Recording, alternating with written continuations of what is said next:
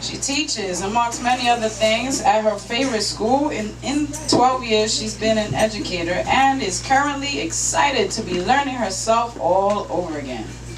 Her earliest writing is a haiku she wrote at age 5 that hung in her parents' home until her father transitioned last year. It has something to do with her not understanding why someone would ever hurt a delicate flower.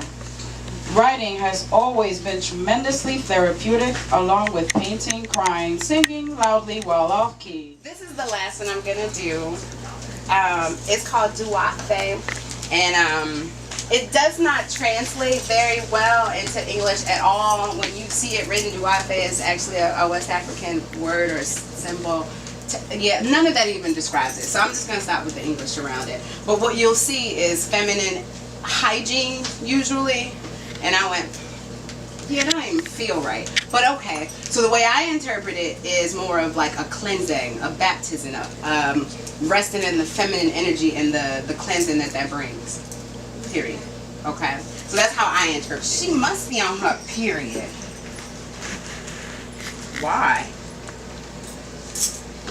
She must be on her period because her talk is short, her stare is strong. She's pissed off at the way people push past her when she's trying to get off the train and they won't even let her. Or is it because she just doesn't have the time? The time to bother about the niceties and bow and curtsy for an audience while her creation cycle is in sync with the lunar. And it is. It is right now.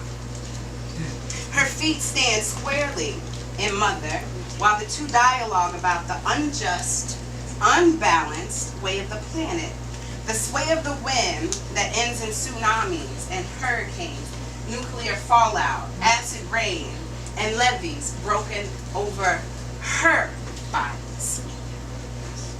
We are diffusing disease. I mean, dis-ease. While discussing how to bring enough love back into a planet riddled with bloodshed and tears, and the suffocating stench of guilt. The guilt of knowing too much and caring too little. Or rather, caring too much, but being paralyzed in and by fear. The frequency has shifted. Only noise surrounds me. A tune so far out of pitch we cannot recognize its foreignness. She must be on her period, because she's fiery red and full of rage.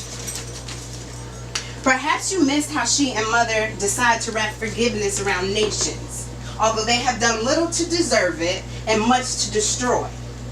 Yes, she is crying at the drop of a hat. She's so angry that she could spit in your face, and more she's tender from the bruises that we can't seem to figure out where they came from. Ever consider her connection with the pulse of the universe? Creation rests in her womb, in her temple, etherically intertwined with the truth. The swing of her moods are heightened at the celestial time, when her body's in perfect rhythm with the moon. Her pull on the sea couples with the tension that allows her to release another life not realized. She is angry because she is angry for all of us. Crying because she's crying for all of us. She's cursing because she's cursing for all of us. She bleeds because creation is incomplete. She is this pain, the rage, the tears, the disgrace, the hope, the love in all of us. That particular piece, I just have to shout out some of my babies from school. I read it to them in a random after school thing we did, and they were like, "Miss, you need to take this out, take that out, put this in." And so that was Nia, Zanea, Barbara, Barb, and Veronica. Thanks, y'all. Okay, Wendy, is it okay if I do two more? Two more? Okay, all right.